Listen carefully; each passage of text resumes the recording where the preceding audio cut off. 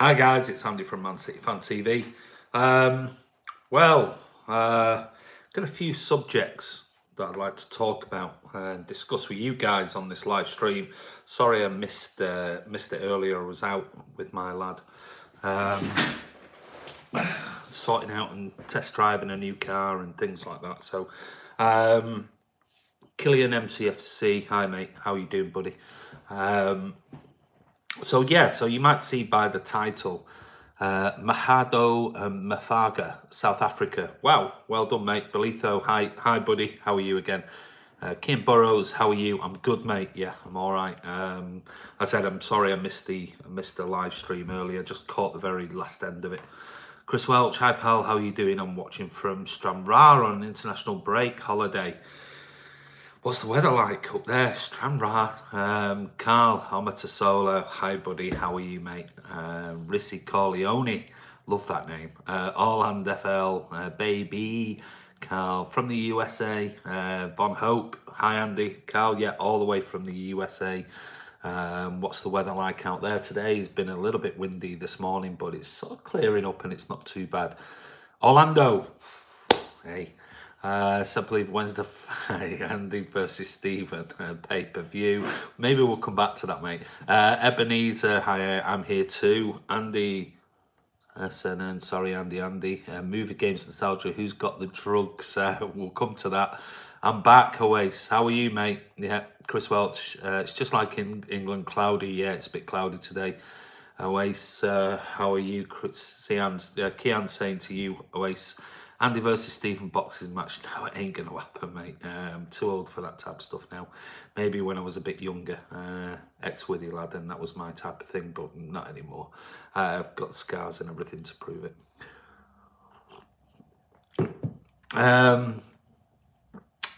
Good, cheers, mate. Says Kim Burrows. Well, as you probably saw from the description, a few things I wanted to talk about rather than just doing it as an open Q&A. I just thought I'd ask you guys, the people who are following. There's loads of people just suddenly coming up, so that's brilliant. Couple of questions. Would you like some crumpets with the tea, sir? Hey, Hussein, thank you. Yeah, that'd be nice, Andy. I told you, check you boys out. Chris Linley, hi mate, hi Chris, you all right? Had to go on holiday to get rid of boxing international breaks. So yeah, it's a nightmare. Always like some crumpet, says that's Ray. He's obviously somewhere with his kids. Kian, you know, right? I missed that. Ronaldo is the greatest of all time. Messi is the best, right? That's what boxing name. Andy the Withy Whirlpool. Pat says Pat. I don't know about that, but yeah, I used to be able to hold my own. Fine, thanks, says Chris Linley. Right, so my first question.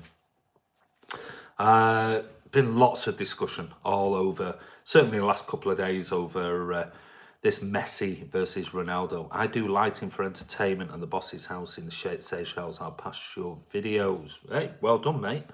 Amir Kawar, City fan from Pakistan. Well done, that's great. I mean, I think there's a couple on here from that region, so it's great to have you in. So, Ronaldo or Messi? It's this age-old debate that you get. Movie game nostalgia said Messi's just a nice guy. So, I'm going to give you, like I did with the play ratings, I'm going to give you a couple of minutes to just, what do you think? Messi is the best ever, says beyond belief. Ray says Messi.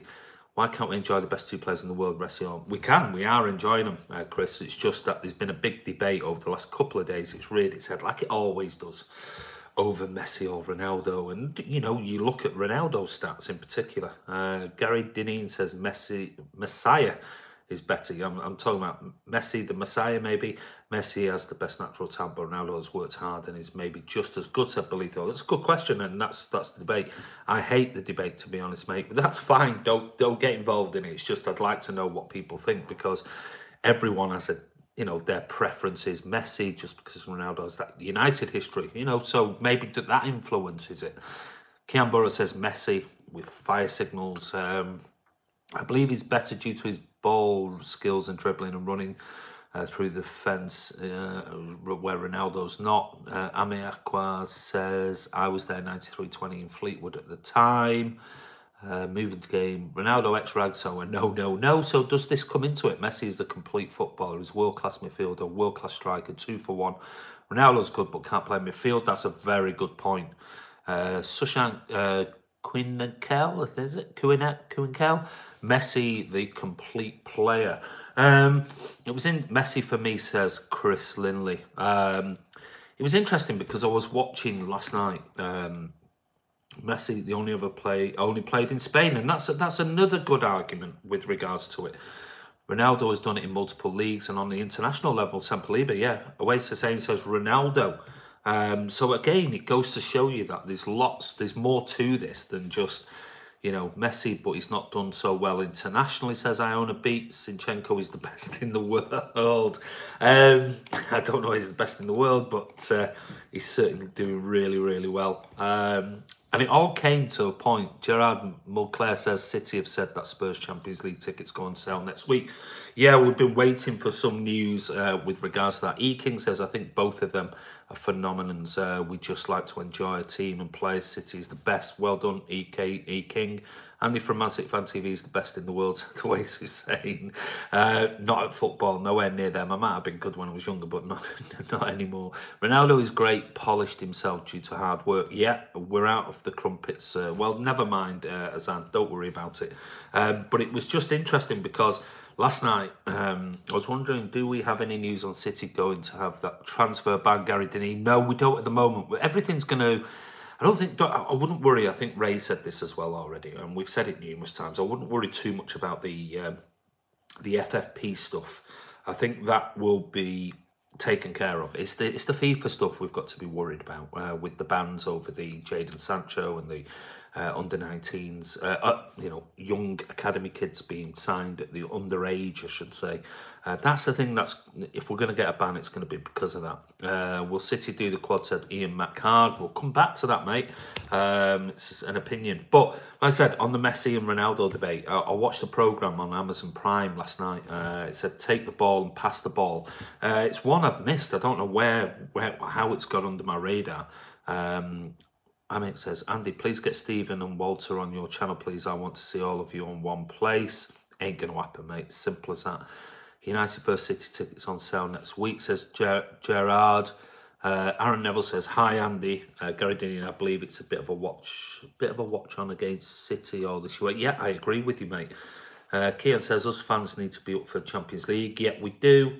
Carl, I watched it. It's amazing. It is. I watched it last night, and like I said, you know, I've been an Amazon Prime subscriber for years, and when it came out, and I just missed it, and I was just scrolling through last night. I had an hour and saw it, thought, I've read the books and everything, what's this? It was absolutely incredible on that Barca team at that time when there was the transition between Rijkaard and Pep came in, and brilliant interviews with Iniesta and Messi and Busquets and Gerard Piqué and Puyol and some of the background staff and the guys who are now involved with Man City, Pep's right-hand man. It was fascinating, and to see the transition and what we're doing now, and what's quite interesting. And my thought, the reason why I was asking about the Messi Ronaldo debate is that obviously you can see the Barca players are going to vote for Messi and say that is the best ever. But what got me interested right at the end was the talk of all the players saying that Xavi is going to be the next manager or will be the future manager of Barcelona, and it started getting me thinking. We've got the likes of Mikel Arteta at City coaching. Wouldn't it be interesting if Pep could convince the likes of Xavi to come across and maybe join the coaching team, learn from him, his mentor, and be at City maybe for a year or two, or in the final few years of Pep's tenure as manager of Man City. So there's some comments coming in. I just wanted to finish off this point. I just thought, you know, on the whole Messi-Ronaldo debate, my next question to you guys is, what are your thoughts on Xavi coming in as a coach and learning from Pep Guardiola? I know that there's the talk of Mikel Arteta, and we've got Patrick Vieira, who's been under the wings of Cheeky and Ferran and things like that. But Xavi, They all say he's learned, he's a sponge. He absolutely takes everything in. He's a master of reading the tactics of the game. People on Twitter were saying we couldn't fill our seats. Xavi, one of the greatest midfield ever, says Chris Welch. Yeah, I agree. But the key to it wasn't just about his footballing abilities. Aaron never said it would be great if the youngsters to learn from one of the best. Absolutely. It was the fact of all of them to a man who was in the documentary was saying he is going to be the next, at some point, future Barcelona manager. So it'd be interesting whether he learns under the current regime or whether Pep actually says to him, look, forget this footballing career now. You know, that's it. Comes to an end. Come with us and we'll teach you the whole coaching system and everything. And it'd be wonderful to have our academy being looked after by the likes of Mikel Arteta, the likes of Xavi and everything else. And he can bring that Barcelona philosophy as well, which the documentary sort of took, was basically saying it's almost spiritual, and that's what I took away from it. It's a spiritual thing, and some players coped with it, others didn't. So it sounds, by asking the question, Messi versus Ronaldo. Most seem to. Chana B says, don't sleep on Vincent Kompany for the manager in the future. Maybe, who knows? We don't know what he's going to do. He's pretty much into his businesses, so it wouldn't surprise me if he's an ambassador, but still wants to do more of his own stuff outside of football. Foden would benefit from having Xavi. I mean, any footballer in world football would to glean from one of the best midfielders there's ever been. Company for the Brexit debate. Yeah, Chris, he's into it. He's a very intelligent guy, got lots of business interests. He's in politics as well. I'm going to the Fulham at the end of the month to rest, and the rest to our own games. Well done, Oasis. How is Patrick Vieira getting on as manager in France? He's had a so-so time. You know, it's always difficult. He's still young. He's got a lot to learn. Andy, got to go. Catch you later. I'm about to start work in 15 minutes' time. I'm required. Yeah, okay, mate. No problem. Have a great evening, wherever you're working. Nice, Kian. Which leads me on to my next question now. I think the whole majority, I want you all guys all together. Kian, we all need to be there. Yeah. Moving on to the next thing, which is I was talking about earlier, and that is a couple of things. One of them was, in particular, and I'd like to know if any of you guys are sort of match-going fans, and I know some of the followers, and it doesn't make any difference if you don't go to the City games, live overseas. It makes no difference. It's just a question that was on our forum that me and Ray go on quite often, have been on for years and years and years, and where we actually met. There was an article, there was a post about the Swansea game and things like that, and there was a couple of points on there that a couple of fans had said, and one in particular who we know very well, we get tickets from whenever we can't get them and things, and he goes to every home, away, Europe game, whatever, and he just said that the game away in Swansea, he felt was marred close to him by a load of sort of drunken, coked up young supporters next to him, and he said they were a pain in the arse, basically. And it got me thinking, because it happened to me. I mean, I was in front of quite a number of people at the Everton game, and you know, I've seen it happen at games in toilets and things like that. This cocaine issue. And it got me thinking. I was thinking, why would you want to, when we've got a team that is playing sort of mesmerising football, entertaining football? What else do you need to entertain you at the match?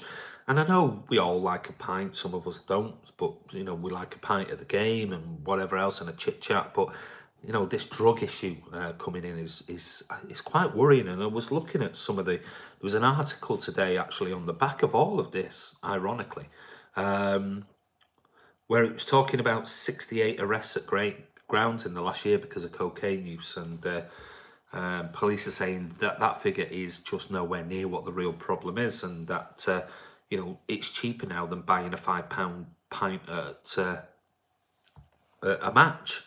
Every away game has many boisterous young fans. And, well, yeah, Ray, but nobody's saying about boisterous. There's nothing wrong with being boisterous. We all should be boisterous.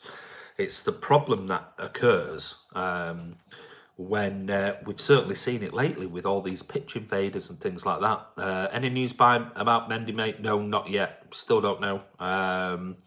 We probably won't hear a great amount until sort of we get closer towards the Fulham game, when press conferences, unless something is released in the meantime by the club that is back in full training, or we don't know. Some City fans are idiots, mate. I was threatened to be stabbed for asking if the monks singing about Munich, who knew Frank Swift knew what it was about. Yeah, drugs are too accessible nowadays, says Belitho. Yeah, it is. I mean, it's cheap. It's less than a pint of beer. But it is a problem. I think it happened at the Everton and Liverpool game, said Chris Walsh. I think he's back in train after the international breaks of Finland. Yeah, I think it's going to be, we'll know more towards the end of probably next week, middle of next week anyway. But Ian Herbert of the Daily Mail did a really good article today about this whole issue with, is this why we're seeing this increase of pitch invasions by fans who are just smashed out there, not drunk, because chances are they won't be able to climb over. Boisterous is a euphemism for drunk cokeheads. It's not boisterous. Look it up, Ray. That's not a definition of or a euphemism. I think it's planned, mate. What is beyond belief? I'm not sure, mate. What you were talking about is planned. Cocaine. We've seen it. I see it. I see it in the toilets, at home games, away games. See it freely being used. There's no problem whatsoever with them. You know, any issues. The pitch invasions, you think it's planned? Quite possibly, we don't know, but it is becoming a real problem, and we don't want to go back to those dark ages. Certainly when I started watching football, or well, not when I started football, but certainly when it happened in the 80s, after I'd already been there with fencing and everything else. I think it doesn't have to take over. I'm not sure what that was. Do you think drugs play a part in pitch invasions? Well, I personally think possibly. Have you smelled cocaine? Have I smelt it? I saw Ray snorting coke the other day. I don't think you did. Ray doesn't drink, so he doesn't drink. He doesn't touch anything like that. I like a drink, but I certainly don't touch drugs. No way. Those days of the 80s and Hacienda and everything else for me, it finished. I did all my stuff a long time ago. So no, I don't do any of that anymore. But anyway, moving on. Some other news. David Silva. David Silva is in Dubai. Simply, what drugs have you done? We're not going into this. That was my memory of the first game at May Road in the North Stand, climbing on the cage. Yeah, I mean, I've climbed at the 5-1.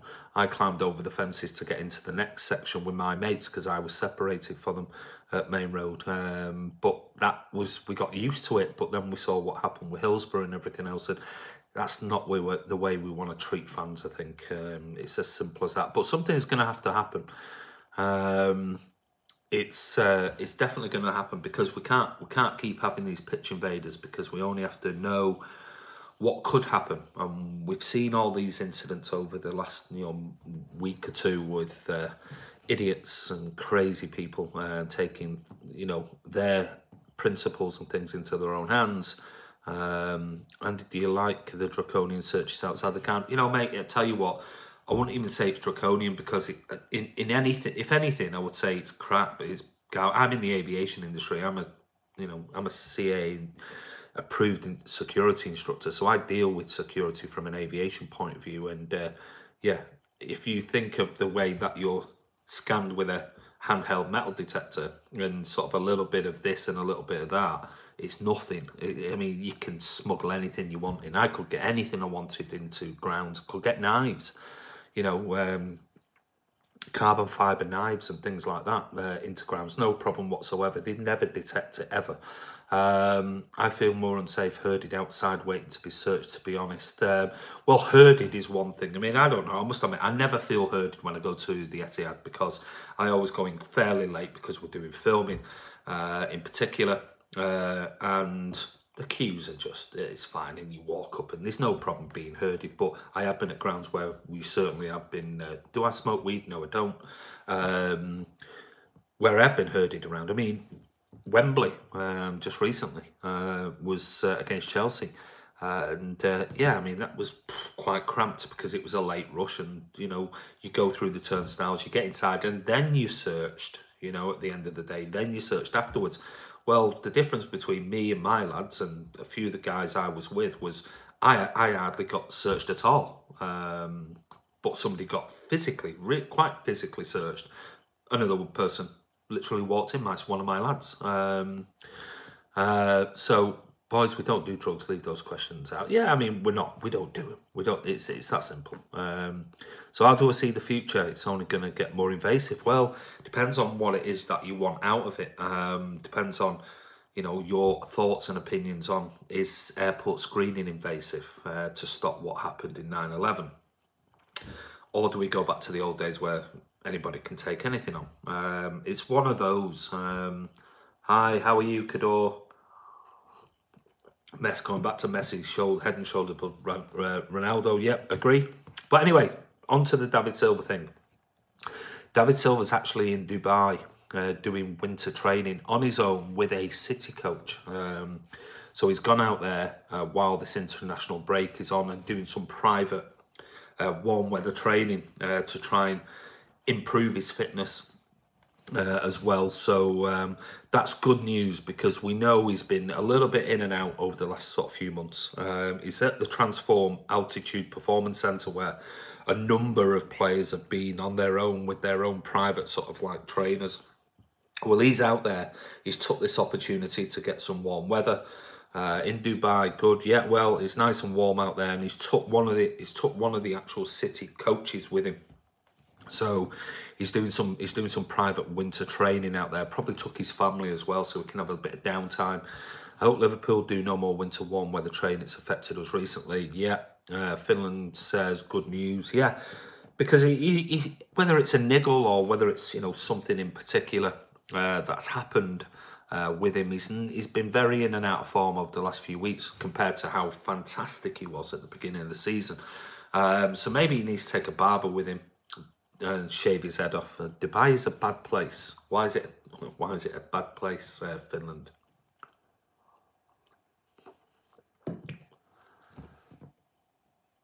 Hello.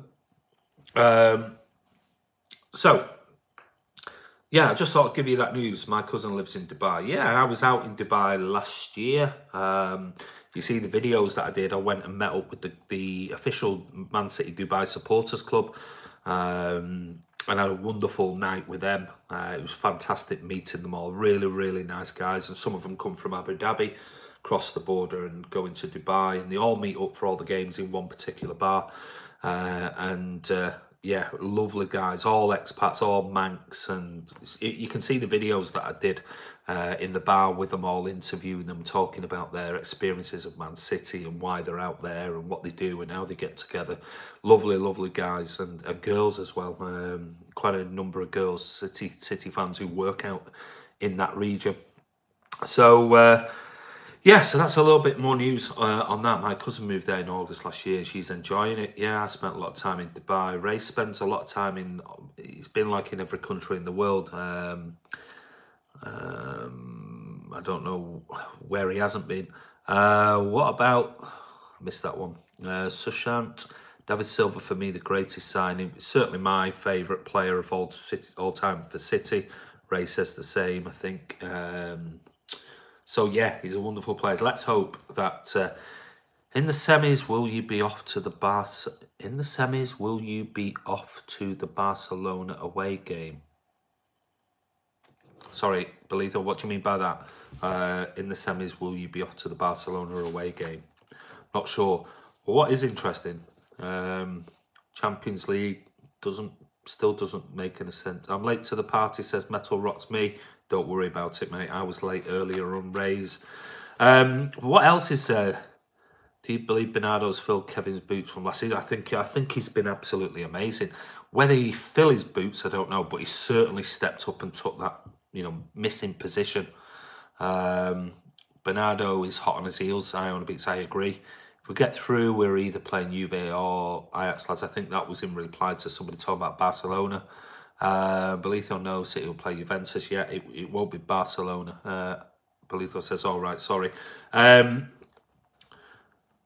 Cador says Liverpool have been riding their luck for too long. There you go, Chris Welch. Cador thinks you've been riding your luck for far too long. I'm falling with him, I'm afraid, Chris. You were lucky last season, and I think you've had a bit of luck this season. Samuel Away says, I honestly don't think Silva's dropped form. Most teams have decided to leave 10 men behind the ball, which made it hard. It's a very, very good point.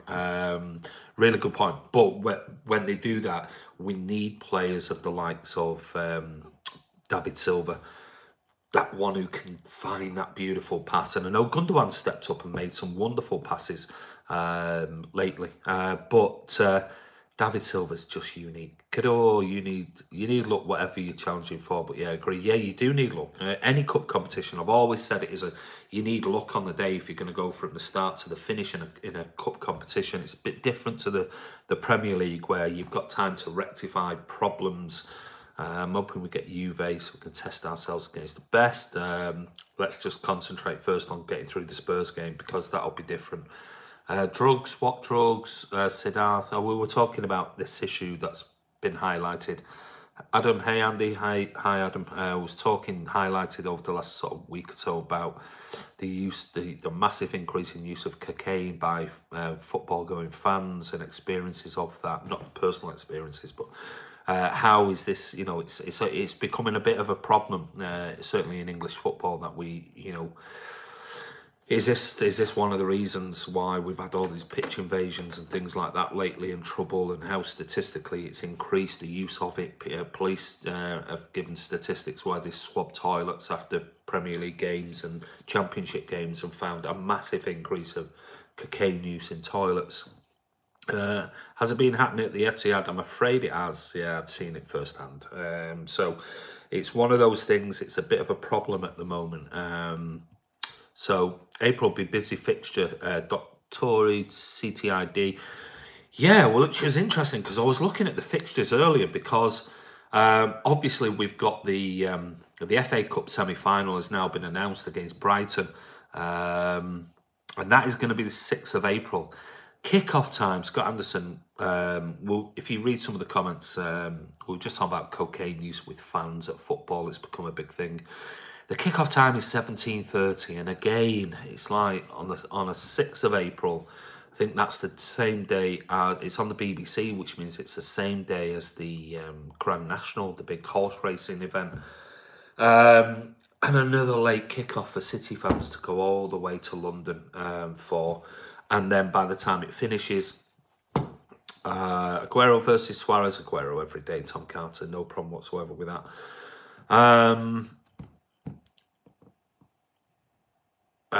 Clubs won't really care, I think Ray's saying, until there's a massive riot or fight. Yeah, I agree, Ray, absolutely. It's like anything. It's like they don't care about this until a terrorism attack happens, and then suddenly we're very reactive as a nation, and all nations are generally. We're very reactive, and it was interesting, because I think the report on the whole drug use said that there was like £58.5 million.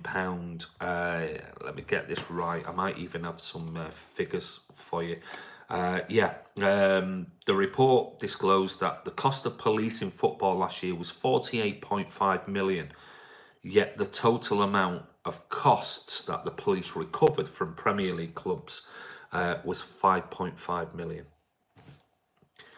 I mean, if you're a police force that's already understaffed, as we know they are, it's costing the policing of games 48.5 million, and they're only recouping 5.5, and that's cost them over 43 million pounds just to police games on a minimal presence. And that's fine when you're at stadiums like the Etihad, which is very safe and there's lots of security and everything else. But some of the smaller grounds where, there may be trouble, certainly in some of the Championship teams and things like that, there needs to be a higher police presence, certainly when there's more local derbies and things like that. So, yeah, it's a big problem. And I think Premier League teams do need to step up a little bit more and start paying for a little bit more, and maybe, putting stewards on professional security coaching courses and things like that, giving them a little bit of something. Kim George, what you think about Pep going to Juve? Not absolute garbage. It's a non-story. That's pennies for Prem clubs. Should do more. Yeah, I agree. They should do when you think about it. I wish drugs get out of this world for good and no need for it seriously. You know, yeah, it's one of those. We can beat any team right now. Yeah, we can, E. King said. Which leads me on to, yeah, the FA Cup semi-final draw has been announced. And like I said, 6th of April, 17:30. So it's going to be another bit of a nightmare. Why they couldn't do it earlier? Because, you know, let's face it, if it was 12:30 kickoff, the Grand National doesn't go off until, what is it, 1600, 16:15, 16:30. So why they couldn't do it the other way around? Because, you know, again, it's all right for Brighton fans. It's not that far to travel. City fans have to go all the way back to Wembley again, which we have seen. Some fans have been a bit apathetic about it. It's like, you know, going all the way back down to London again, to Wembley and things like that. And it's a shame. But the other Champions League quarter-final draws obviously are the away leg for the quarter-final is the 9th of April. The home leg is the 17th of April, which leaves us, when you look, there's issues, I think, between the possibility that Palace and Burnley might be rearranged. That's the issue, which leaves us, you know, if we end up in all four, I think drugs is worse at the Grand National. You know what? You're absolutely right. We've seen the incidents at horse racing, haven't we? With the issues that have gone on at Ascot, Cheltenham, Haydock as well. Which means there may be fixture changes potentially. Millwall have the worst fans in England, said Adam. Well, there's plenty of clubs that have got some idiots in them. I think every club has, but Palace have got certainly the reputation. What if we all had like all or nothing documentary season to see how the team felt after each game? Yeah, that would have been great, certainly. Leeds do. Yeah, we could be at Wembley 5 times. Yeah, Chris Baker. Yeah, I mean, it's becoming, it's not only becoming a bit of a drag, it's becoming quite expensive. Ray saying, could the Burnley game be rearranged and why? Right, I'm going to go through the day talking on Twitter about the fact that the Burnley and Palace games could be potentially changed. And I was thinking, really? So I went through the fixture list of what we've got, and obviously the 30th of March we're away at, and when you read these and you think, oh my God, how many away games have we got? We've got Fulham on the 30th of March away. The City versus Cardiff game has been postponed or delayed. We've then got the semi-final against Brighton on the 6th of April at 17:30. 3 days later, we've got the Champions League back at Wembley because it's an away game on the 9th of April, an 8 o'clock kickoff again. Then we've got Palace away on the 14th of April, 5 days later at 14:05. But 3 days later, we've got Spurs back at the Etihad on the 17th at 8 o'clock kickoff. So moving forward, we've then got City versus Spurs on the 20th, 3 days later, at 12:30 kickoff. United v City in the Premier League on the 24th, 4 days later. That's another late kickoff. So that's on the 24th. We've then got Burnley versus City, which is an away game, 14:05 on the 28th.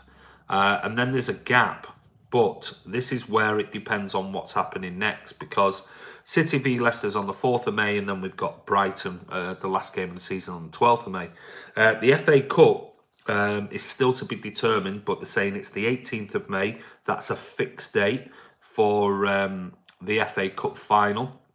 So if we go back and look at the 18th of May, that's not a real issue because it's the end of the season. The Champions League is either going to be the 30th of April or the 7th of May. Now, with Cardiff 3 days before the Cup semi-final, hold on a minute, Ray. Burnley versus City is on the 28th of April. The Champions League could be the 30th of April. 2 days. That ain't going to happen. So the next round I'm talking about, So the 30th, the two fixtures are the 30th of April or the 7th of May. Now, hopefully, if it can be the 7th of May, because that gives us City versus Leicester on the 4th of May, the next round, semi-final, 7th of May, and then Brighton, last game of the season, 12th of May.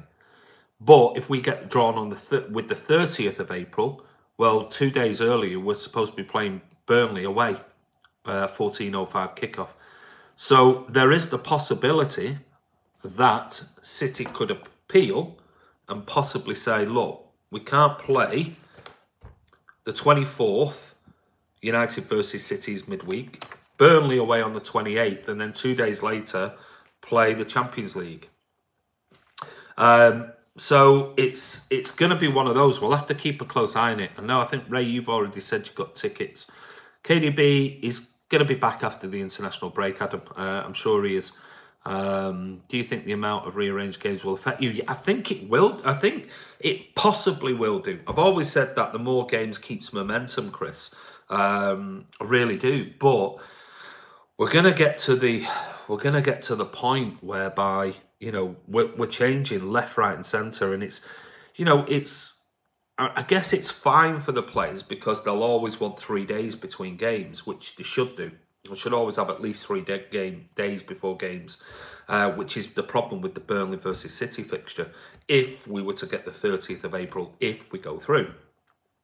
But it's the fans. That's the problem. It's the fans, because the fans have to arrange travel, days off work, hotels, arrange coach journeys, money, you know, and that's a byproduct of supporting a team that is in 4 competitions, and it's not cheap. It really isn't. Plus, all these hotels get booked up very quickly. I think we might have rearranged games too, depending on Champions League. Yeah. Burnley rearranged once already, Ray. Yeah, I understand. I totally get that. I totally get it. But there's going to be a problem if we are going to get through and go on the 30th of April. Because there's no way we'll play Burnley on the 28th and then play a Champions League on the 30th. There's no way that'll happen. Absolutely no way. Because that's not 3 days clear between each game. It's bad enough having 3 games before 2 days. Can't see it happening. Burnley have their community day on the Sunday. Big arrangements done already. Well, mate, like I said, I'm only replying with regards to what has been said on there, and this discussion's already abound about. Now, we might not get through. We've still got Spurs to get beat. That's like video game on FIFA, only 2 days break. Yeah, it is. Maybe we'll have to extend the season out on the beats. I doubt if they'll ever do that. And plus, there's plenty of them that don't want us to win it anyway. So it's going to be interesting times ahead. And there's going to be fixture headaches. Andy, do your son has PS4? My older one has a PS4. My younger one has an Xbox. Yeah, it's going to be an absolute nightmare. It really is. So it's going to be interesting. I mean, hopefully for the fans who have booked tickets and whatever else. I mean, I'm supposed to be going by invitation of the Burnley. If you've seen any of the videos, the Runaway Challenge, Scott invited me up to actually go with the Burnley fans and stay over and go on their coach and things like that and do some filming with them on the 28th of April. So, I mean, who knows? I'll have to see my bank manager for all these weeks. Yeah, it's an absolute nightmare when you look at it, Ray. I mean, I was looking through it and I'm thinking, away. I mean, it's a nightmare. Fulham away. Semi-final. Brighton away. Spurs Champions League. First leg away. Palace away.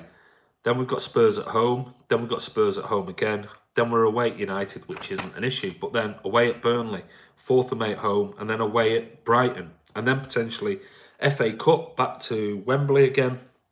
And then we've got Champions League. And, you know, it's like I said, it's a byproduct of success.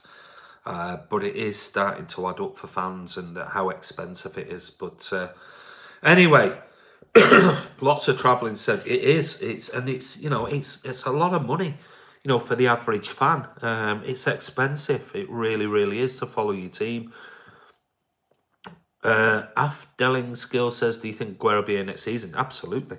I was so excited. God, that came in quick. Adam, that is costly. It's very costly.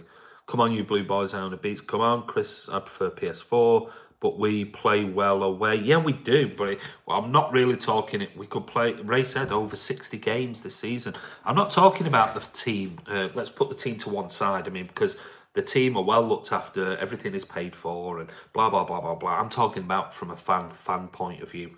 And the expense that is involved in following your team when you're in 4 competitions and all these away fixtures and things like that. You know, it's thankfully at least we've got United and Burnley whenever. I mean, they're not too far from Manchester. Well, all right, United's just outside of Manchester, but Burnley's not that far away. But it could have been worse. Leicester's at home. But then we got Palace away as well, so another trip to London. And then we've got all the games with Spurs. You know, we've got 2 at home, 1 away again, plus the FA Cup. So it's a lot of expense. Which players do you think Man City should go for in the summer? I think me and Ray agree. Ndombele, away. Metal Rocks. Yeah, money. Yeah, it is. It's very expensive when you look at sort of tickets. Cameron Dempsey, City tearing Cockney's part again. Yeah, great song. Iona Beats, a lot of great football though. Yeah, absolutely. I mean, it's brilliant. Ben Norton, excited to go to the new Spurs Stadium. Yeah, I'd like to see it, but I hope it's next season. Because I'm surprised how they've got away with some of the antics that they've got away with, and they're moving of fixtures again, impacting us and other teams and fans. Vincent Kompany will extend his contract or not. Doctora, yes, he will. He'll definitely go for another year. Very expensive, but I'm still excited to be in 4 competitions. Agreed. So yeah. So we just sort of trying to point out the fact of, you know, it's not only that. It's points deduction. I would have certainly have said a massive fine or a points deduction would have been probably fair, because they've messed around the Premier League, the FA, fans of opposition teams, and done it on more than one occasion this year, instead of just at the beginning. Crispin said, other fans criticising City fans but forgotten them. We are in 4 competition. They should have just said it right from word go, right, we're scrapping our plans, we're going to go into it next season. That would avoid it. But when they kept giving dates, we're going to be in it now, and no, it's not. And then we're going to be in it then. No, we're not then. And it's, they may as well, yeah, agreed, Cameron, they may as well just have said, right, we're staying at Wembley, that's it. I know it's more expensive for Spurs as a club, but, or the FA and Premier League should have forced them to do that. Would you take Neymar? No. No, I don't get the Neymar thing. I really don't. Yeah, show pony, and I don't like show ponies. Spurs new stadium looks like a toilet. No, it doesn't. It looks pretty amazing. It does look fantastic, and there's a lot of gimmicky stuffs in there. That's fine, but it does look very, very good. And I can't wait to be able to go there and see it. Certainly looks incredible. But we'll see what happens. But have you got any more questions? I've got about 10 minutes or so. Bishop's opinion's always right. Why do I think City have the FA Cup in the bag? I think we all do, if I'm honest. I'll keep that quiet. How do Wiz fans make the Etihad Stadium a fortress? Get a singing section, get it proper, probably safe standing, but that's a whole new debate. We're going to wait with regards to that, and probably waiting for legislation and law to come into place in the UK for that. Wolves could beat us in the final. Wolves, yeah, quite easily. We could get beat by Brighton. We got beat by Wigan last year. We can easily get beat by Brighton. So complacency is going to be the only thing that we have to be guarding against, certainly this season. Do you think David Silva is starting to decline now? Probably a bit of a bad run, but he's naturally going to be. He's probably what we call in aviation when we train pilots is when we call it Yerkes-Dodson's law, and it's when they go over a curve, and that's to do with the workload and stress. And we've all got a peak in the middle, you know, a little bit of stimulation, and everything keeps us alert and awake, but too much workload, too much stress takes us over that curve, and our performances go that way. That's like age. It happens to all of us, trust me. We get to a point where we've hit our peak and we're on our way, and sometimes it's quite a steep decline, others it sort of goes like that until eventually it peaks out and players realise that they can't do it anymore through injury or just their body just can't react. Does hair diminish David Silva playing powers? Absolutely. Me and Ray keep saying it. Get it shaved off. Getting back to how he was before. And he looked cooler anyway with the bald head. Well, why do clubs in the UK don't use drums? I think some do. I think it's Huddersfield use them. David and Gundogan are slow compared to the rest. Well, it depends on what positions they play. Certainly, it affects Gundogan more because he's been playing central defensive midfielder in case of in the place of Fernandinho, so that makes it more visual. You see it a lot often. We saw it with the goal, the second Selena goal the other day against Swansea. I mean, he was like running in treacle. It was terrible to watch. He was struggling so badly, but playing ahead of the game in a 10 role, that pace isn't really necessary. Have you heard anything about BAM? Says Kim George. Nothing yet. Nothing has come about. We're still waiting to hear what the official charges are. I don't want to sit next to someone playing the drum for 90 minutes. No, I don't think I would. I think it would depend when and if we win it. Would be nice if we would front Ray. Sorry, I missed that, mate. Like you know, they go off quite quick. We've got a lot of people making comments. Exactly, Ray. You must have caught it beyond belief, or you're able to read it. Maybe I should put it up on here and let's see if there's. See if I can see what's being said live. I don't think anyone at City can play the drums, don't worry. I'm sure... Alright, I see it now. I think it would depend when or if we win it. Would be nice to win it in front of our fans. What was that in relation to, Ray? I'm not sure. I don't think anyone at City can play the drums, don't worry. Hey, you never know. Man City Fan TV, Ray says, win the league in front of... Oh, win the league in front of our... Well, we can't count... Well, we can, but I mean, I don't... That would take us to having to try and win it against Leicester. That would mean a bit of a collapse by Liverpool for us to do it. My boys can play the drums. Get them over. Get them a drum and get them come over, Ray. Brian Atkin, apologies, just tuned in. Has anybody else brassed off with this semi-kick-off time? Yeah, we've been talking about that, mate. Early on, we were talking about the whole kick-off times and the fixture changes that might even more fixture changes might even happen in the future with surrounding the Burnley game and the Palace game, depending on what happens next. So, yeah, it's a bit of a nightmare. Any other questions, guys? Get them in. Man City led Rodgers to do us a favour. You know what, mate? I think we'll destroy him. Bishwell's opinion. I heard some... I'll get this on here. I heard some Liverpool fans saying about City and FFP... and Pep, sorry, paying the FA. Paying the FA. We get trumpets and drums. Yeah, nonsense about paying money off. I mean... We've not been charged with that yet. Who knows? Maybe in the next couple of months, the FA or Premier League or FIFA and that can come up with that beauty. We're going to get revenge for Leicester this season, Away says.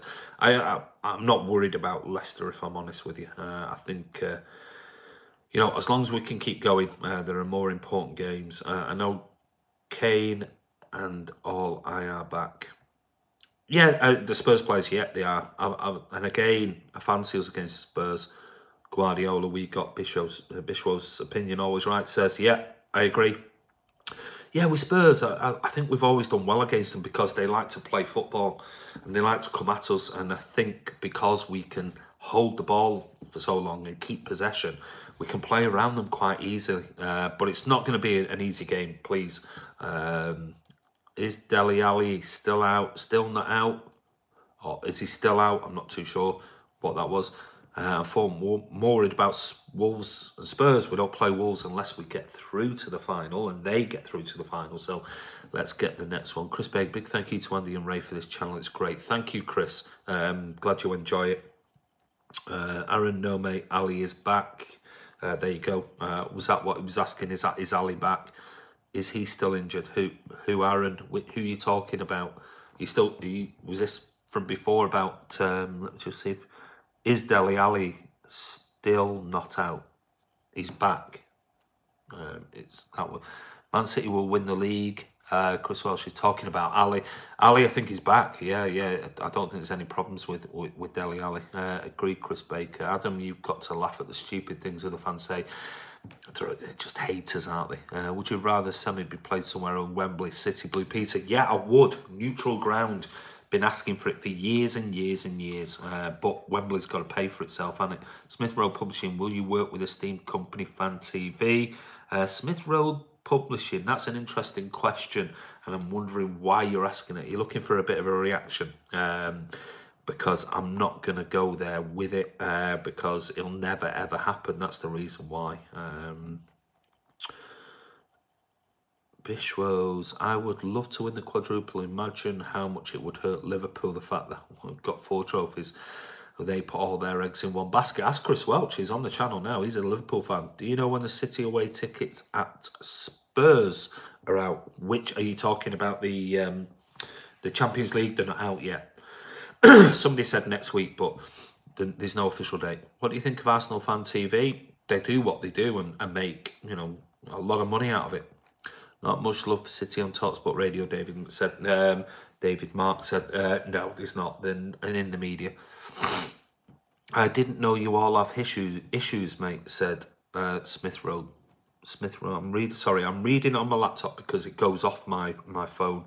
I didn't know you all have issues, mate. I don't have issues. It's just maybe I'll give it 2 minutes just to talk about it towards the end and think about what I'm going to say, because sometimes if you say something, me and Ray know that it gets taken out of context, just like what happened the other night, and people start shit stirring and things like that and try and bring all this thing up again. The toxic guy said we have a Liverpool fan. Yeah, that's Chris Welch. Stockport's finest. Who are you talking about? When are Kevin and Dino getting back? They should be back. They should be back. Should be back after the international break. Do you think we'll win the quadruple this season? I've always said it, Kasim. I'm not sure we will. I've got a feeling we'll win a treble. Which 3, I'm not sure, but that's why it's never been done by a Premier League team. It's just so difficult. Imagine City versus Liverpool Champions League final and City win and win the league. Liverpool fans will hate us forever. They hate us forever now. I mean, that's no denying. That's Chris Welch. Chris will tell us that they hate us. I mean, Chris is an objective fella. He knows. Who's the Premier League's greatest ever striker?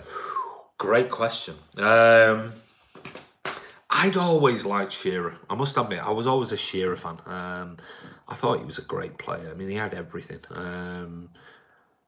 I've got to... You look at stats and statistics and goals per games, and you've got to go with Aguero. I can't see anything from beyond it. Siri Lama, City fan from Nepal. Fantastic, mate. Thank you for joining us all the way from Nepal.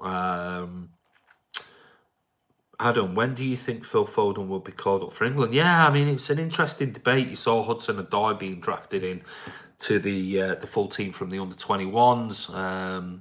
Chris says, most of our fans hate City, best team in England, because they have money and don't give the teams credit, end of.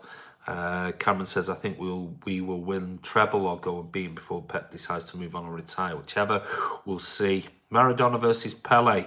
Pele was before my time.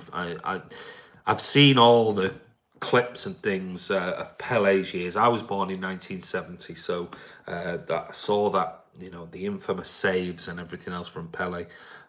Kevin will return after the international break. The quad is on, said Ashkith.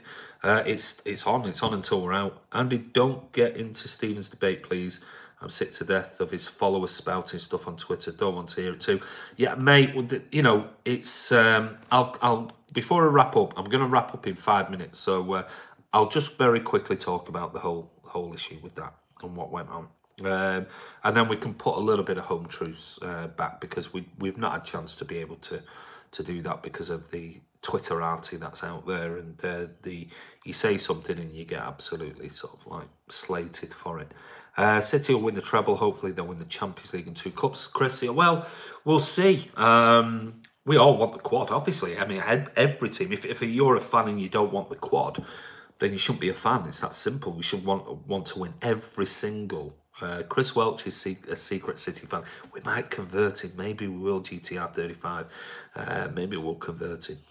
We want the quad. Yeah, we all want the quad. All of us do. But I think we have to be a little bit realistic. Maybe we'll be the first team to ever do it. Who knows? But I've just got a funny feeling. There's a reason why teams just don't win the quadruple. It's so difficult. Reading all those fixture changes and everything else. Afdelling Skills said, do you think Messi is the greatest of all time? For me, yeah. Greatest player I've ever seen in my lifetime. What else? In general, be a hero, be a patron, and be a needy freak that needs a shout out. Oh, and one football in general beyond belief says. I think that's a bit of a dig at a certain person. I'm not Secret City fan. Like I said, I give other teams credit. He does, but we'll try and convert you, Chris, anyway. Tom Carr said, esteemed company or Robinho. I'll take Robinho every single day, mate. I don't think he whines as much. Bishwo's opinion, Chris Welch, mate, welcome to the blue side of Manchester. See, Chris, even City fans are trying to convert you. Who else? The only reason we will be the FA versus City. Yeah, I mean, it's one of those. Tom Carter, yes, Andy, ha ha ha. Yeah, we'll convert him. We've got probably a few weeks left, haven't we? We've got a month or so to the end of the season. Namaste as well to you, Sri Lama. Maybe we've got a month to convert him. We'll get him over to the blue side. We love you, City. We do. Yes, always. What's all this spat with esteemed company, says Cobby. Right. Going to come to that. Maradona or Messi? Messi every day. Said I saw Maradona. I've seen him actually live. But Messi for me, wonderful, wonderful player. Your thoughts on potential Champions League changes? Don't know. I've not been convinced yet. Oh, I missed that. That's true, Adam. Blue Moon, you saw me standing alone. Yeah. Who would win the Team Europe or Team South America? Oh, that's hey, Tom, that is an absolutely brilliant question. And I love that question. Maybe that's something tomorrow. I've got to go back. I've got to drop my lad off because he's got to pick up his new car tomorrow. Maybe do a live vlog on that and have a think about it, because who would win Team Europe or Team America? Maybe I'll post something somehow and get you to vote, because that would be amazing. That is a superb question, Tom. Who's the best English player of all time? Could argue all day long over that. Right, do it, says Tom. I will do it. I will. That's a brilliant question. Never been asked that before.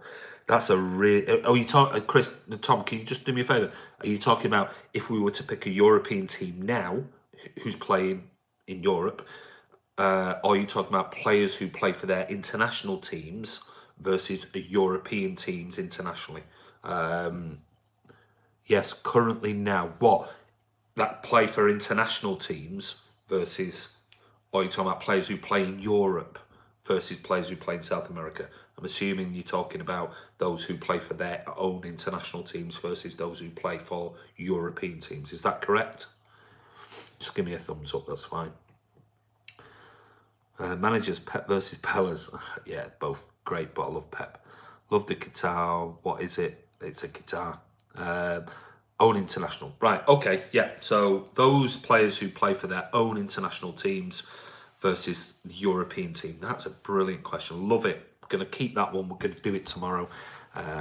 Depends on what time. Might do it in the morning, actually. So if I set a time now, and let's say, because I'm going out in the afternoon to take my lad to pick up his car. So if we go for, let's say, 11 o'clock GMT, we can do something. Unless some major news comes in, then we'll do it another. Sound, mate. Yeah, that'd be brilliant. So have a think for everybody who's on following now. We've got loads of people online, which is brilliant. Have a think. Who would be your international South American League team 11 We'll just stick with 11. And we'll go 4-3-3, let's call it that way, 4-3-3, versus a European team. So they've got to be European players playing for likes of England, France, Germany, versus the South American team. So you've got the Uruguays, your Chileans, your Brazilians. And let's get an 11 versus 11 debate going. That'd be fantastic. Something a bit different that we've not done before. I like doing different things. Right. Going to finish now. But the last thing was is this whole esteemed company thing. Right. Very, very quickly. I'm not going to go down this route. As you know, there are 3 main channels that follow and do sort of vlogs on City. There's Ian Cheeseman. Cheesy does his vlogs on behalf of Man City TV itself, and then does his own Forever Blue. Wonderful, wonderful guy. Brilliant vlogs and everything else. I mean, does great work. But you know, the flip side for us is that he only does them once or twice a week and does podcasts and things like that, and that's brilliant. Angela Rowe Pie, mate. Angelica, sorry. Yeah, you missed it again. 11 o'clock tomorrow, Angelica. We're going to do an international versus the South American versus Europe team. Who would win? And then you got Stephen. Stevens was originally with Blooming Rising TV, and they were fantastic. I used to follow them and I loved watching everything they did and did wonderful things. Then he moved because of the breakdown, I think, and I'm not getting into what they did because that's for them to talk about. But he set up his own channel and this does wonderful work. Absolutely brilliant. I've got no problems with it whatsoever. A few comments sometimes, you know what it's like when you are... Adam, you shouldn't waste your time. Well, I'm going to, because obviously we keep getting questions and questions and questions. Tom Carter, 7K is an incredible number. Such a quick rise. Fair play. Thank you. I work hard for it. So, you know, there's no issues with that. Sometimes, as you know, whenever there's sort of like 2 or 3, 4 or 5, 6 or 7 sort of people doing things that are all very similar, there's a bit of banter that goes around, and that's on social media as well, and that's where it all started. I mean, I had great direct messaging, you know, conversations with Stephen and things like that on Twitter, no problems whatsoever, and congratulated each other on certain things and blah blah blah. And then one night a few months ago I made a comment to Ray, and it was in jest, it was a bit of banter that it was intimating, and I'll be honest with you, I was intimating that Stephen had copied 3 or 4 videos that week that we had done, and somebody else said, oh well, what's he supposed to talk about? And they got all sort of touchy about it. It was a bit of banter, that's all, a bit of sort of competition. That was basically it. That was the end of it. And then I went off and I went to do a podcast with Bolt from the Blue, Mike Long, and it was late. It was really late. I didn't finish the podcast until, I don't know, 1:30 in the morning, 1:45 in the morning. And my phone was buzzing next to me going off. And I'm thinking, you know, I'm trying to do this podcast. And I finished the podcast, and then Ray had sent me loads and loads of messages saying, oh my God, have you seen this? Have you seen that? And we were getting absolute dog's abuse by, you know, some of Stephen's followers. I mean, some of the stuff got very nasty. Not necessarily at me, because I wasn't involved in the debate that happened afterwards. Ray was. And some of the stuff was nasty. I mean, really nasty. I'm bordering on racial connotations as well. And a lot got blocked that night. And it turned really, really nasty. And what annoyed me was the fact that, you know, I think Stephen, people, and don't forget, people forget this, that even though we're blocked, loads of people follow him who follow us, and were posting us screenshots saying, have you seen this? Have you seen this comment? Have you seen that? Have you seen this? Have you seen that? And some of it was like, he was laughing at some of the comments that were being made, and it was like, I possibly would have turned around at that point and said, right, enough is enough. Let's not go there.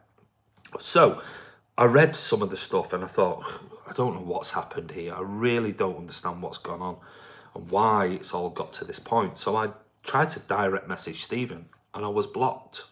And I was thinking, why has he blocked me? I wasn't even involved in it. So one thing led to another. The next day, somebody, a third party, has said, look, I'm speaking to Stephen. Beyond belief, yeah, well, yeah, but he's got loads of subscribers, and all, some of them are just absolute, you know, bellends, and that's the way it is. There's just, you can't help it. He can't, and I'm not trying to blame him for everything, because for that side of it, because he can't control what other people say on Twitter. Let's get that straight. We can't control what people say on behalf of us.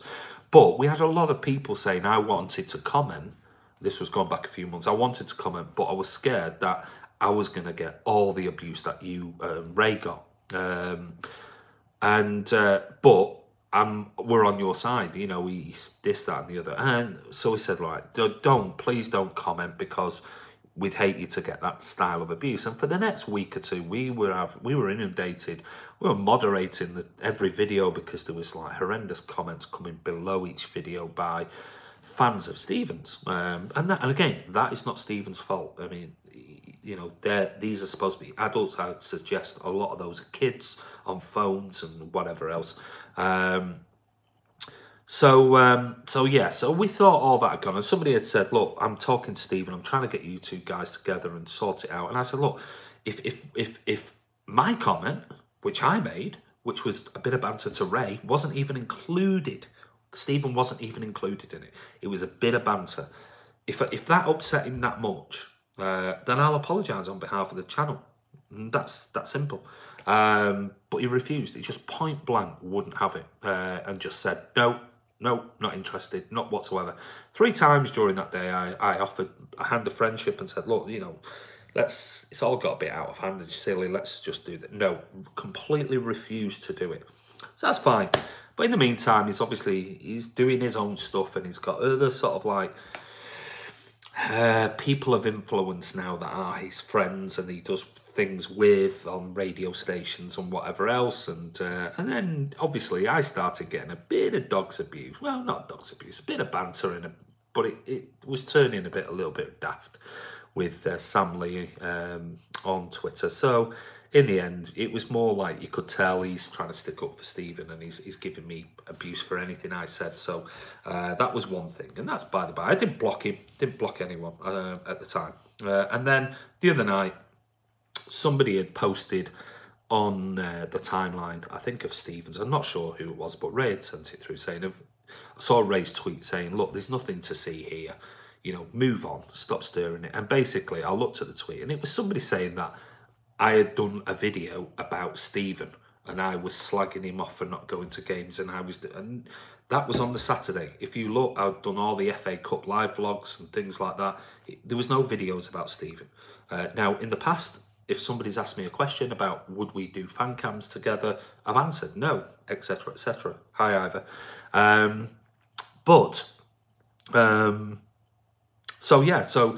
And if you look at my tweets, I actually turned around and said, look, Stephen's a nice guy, blah, blah, blah. There's obviously people trying to shit stir. And after months of nothing, somebody's trying to shit stir again. And I made a couple of tweets that basically said that. But in the meantime, what happened? See you later, Chris. What happened in the meantime is we had some of our... there's no Blue Moon Rising anymore, Angelica, except for the Twitter account. Don't mean to say they won't be in the future. In the meantime, we had people who follow us on Twitter sending us screenshots of things he was saying about me because of my comments, and calling me this and calling me that and whatever else. So I was wrong, and I reacted to it, and I shouldn't have done. I should have just ignored it at that point, thought, look what happened last time with Ray.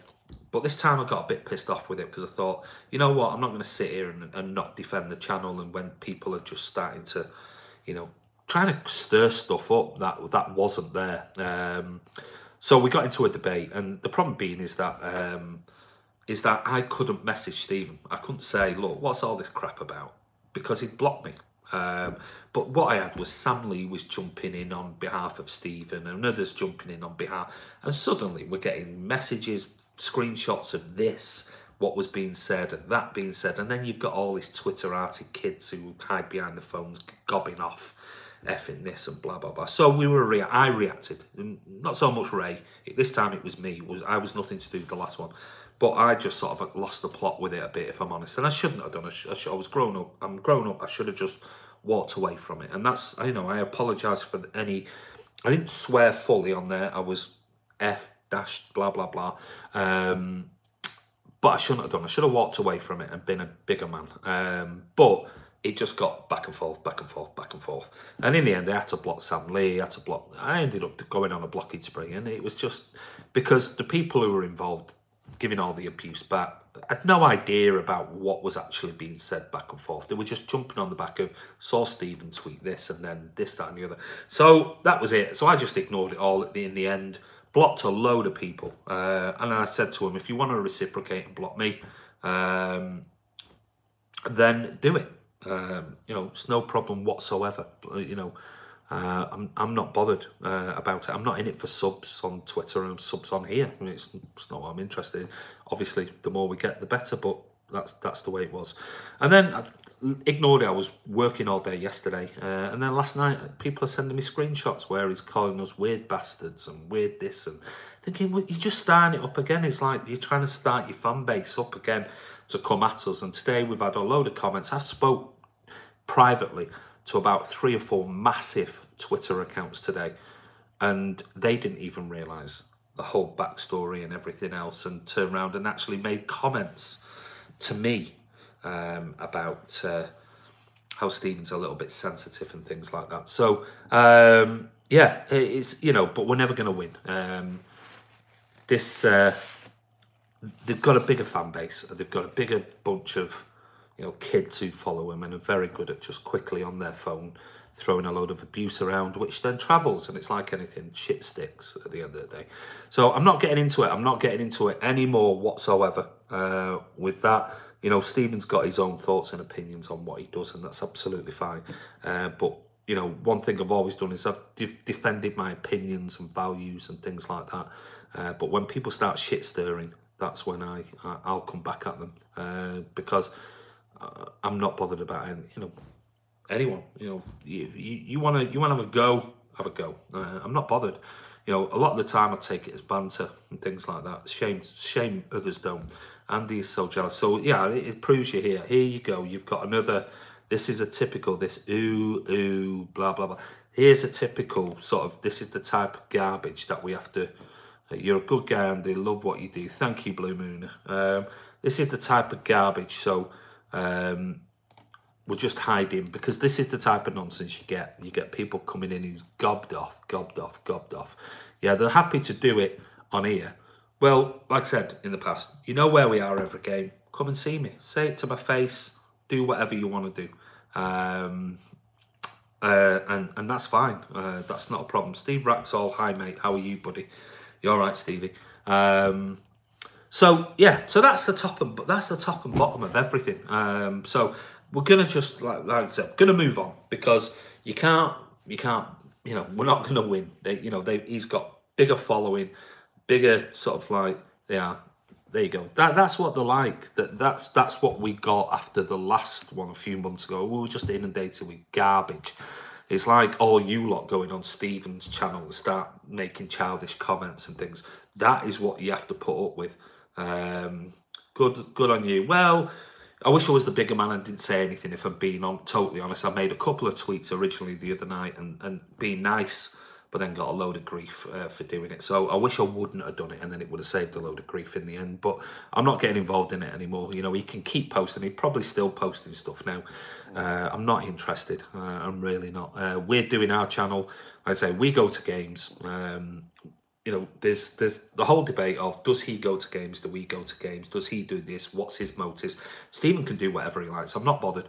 I'm not going to go down the route again of arguing about his reasons and motivations behind why he does his channel and why we do it. That's just the way it is, and each to their own. And that's it. So anyway, I hope that clears up some of the nonsense that's gone on. Yeah, it's one of those things, and it is a shame. You know, people saying, even good friends on Twitter and things like that, basically saying it's a shame we all can't get on.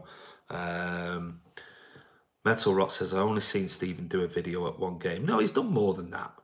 He's done more than that. Don't worry about that. Stephen's in it for the money and his own narcissistic tendencies. Well, you know, that's everyone's opinion, and I'm not going to go down there with regards to that. You know, it's the last thing. I don't want to create a big shitstorm over it. We've had enough of it, if I'm honest, and we'll just steer clear. We're happy to steer clear.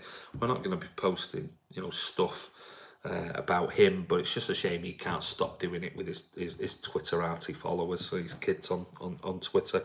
So that's it, and it's a shame because, like I say, when you look at the fan channels of teams, they have loads. They have absolutely loads, and yes, even they. I mean, look at Arsenal Fan TV. They create debate and discussion and arguments and everything else. But we've got three. There's us. There's brilliant. Cheesy does brilliant jobs. And don't forget, vote for him in the vlogging awards. There's some awards. Go on his channel and vote for him. I voted for him. Does a wonderful, really, really wonderful job. And got no problems whatsoever. And clearly Cheesy doesn't get involved in any of this sort of Twitterati sort of nonsense, let's call it. So vote for Cheesy. It's for me. I voted for him. I'm sure Ray voted. But anyway, that's the end of that. I'm putting that to bed once and for all. And if people keep wanting to, you know, stir stuff up on Twitter, then they're free to do it. I'm not bothered. I'm just going to go block, block, block, block, block. And if that means my subscriber list goes down to literally nothing, I'm not interested. I'm really not bothered. Some like their Twitter accounts to be full of subscribers. YouTube chat. I'm not. It doesn't float my boat. It's not what I'm in it for. We're here to give you guys a forum, rather than just us talking to you. We want you to talk to us as well and interact like we're doing with these live vlogs. Be interesting to see if any other channels actually start doing these type of things, and then maybe we were right originally. I won't unsubscribe your channel. Thank you very much. Don't read any of Adam's posts. Okay. Ain't going down to zero, mate. Promise you that. Thank you, Ivor. And it's not. We're working hard. We work every day. Like I said, this is 2 live vlogs we've done today. This one has now lasted over an hour and 15 minutes. I like Robbie, but I'm so glad we have Man City Fan TV, Cheesy and JSGC. Yeah, he's another young kid who does, you know, really good stuff. So he does his own thing. We all love you, Andy. Kian, thank you very much, mate. I love you too. Appreciate all your efforts to make Man City Fan TV, lads. You're more than welcome. Like I said, this channel, if you look at it, it's for the fans. At the end of the day, it's not for us. It's not for us to, you know, this is our career. And you know, Cheesy is a legend. He is. Do I have any mates that are City United fans? God, loads, loads, absolutely loads. My wife used to be a City fan, but I converted her. I love Man City Fan TV, said Kasim. Thank you very much. I respect you lot, mate, because you taught sense. Thank you very much, Chris. Keep up the great work, Iona Beats. Thank you. Anyway, I'm going to go because it's gone way beyond what I thought. I thought I was going to do about 40 minutes, but it's gone over. But anyway, like I said, let's not get into the who has more fans in Manchester. Man City fans, obviously. Go to a meeting. Thanks. Got to go to a meeting. Ebenezer says, what do you do for City? Well, we do the fan channel. But I don't work for City. My own business. Excuse me. So, anyway, guys, you know, thank you so much for interacting. I mean, it's been mad. It's been absolutely crazy, but we love it. Me and Ray absolutely love doing these live vlogs. It's easy for us because rather than just me and Ray sat here chatting, cheers, love your candid view. Thank you, Samuel. You know, we give our opinions. Is Cheese older than Andy and Ray? Of course he is, you cheeky bugger. Right, get doing your homework, Awace. Of course he is. Ray's older than me. Only by a year or two. So, my voice is going now. Too much talking. But yeah, thank you so much for interacting. It's brilliant. We love doing these. And if you're not a subscriber, tell your mates. Going for a run now, says Angelica Rope. Good, enjoy your run. Tell your mates to subscribe. Click notification. Join in the debate and chats. We're going to do loads of these.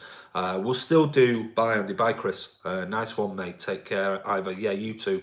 I'm in bed, mate, Oasis. Really? Take care. Enjoy your evening. Yeah, thanks. Thanks, mate. Angelica, I have no homework. All right, okay. We'll go and clean up the kitchen or something for your mum. Go and do some hoovering or whatever. Yes, it's brilliant. It's brilliant. We really enjoy it. And like I said, it saves editing time. We can do it live and interact with the fans. But at the end of the day, we'll still do some of the main things because at the moment we've got a gap of a couple of weeks where there's too much going on. There's not much going on, I should say. And so we'll fill it in with these. See you, Cassie, mate. Thank you. With these live vlogs because it's easier. But obviously, as we start hitting into the following week, there'll be lots to talk about. I'm in bed poorly. Get well soon. Metal rocks me. I go away on holiday at the weekend for a week. I'm going over to Spain, but I'll still be doing live vlogs when I'm out there, probably around the pool at the villa, and where it's nice and quiet, and we can interact with you guys. But anyway, have a wonderful evening, and this is Andy from Man City Fan TV. Thank you, everybody. You've been absolute stars and a pleasure. Take care.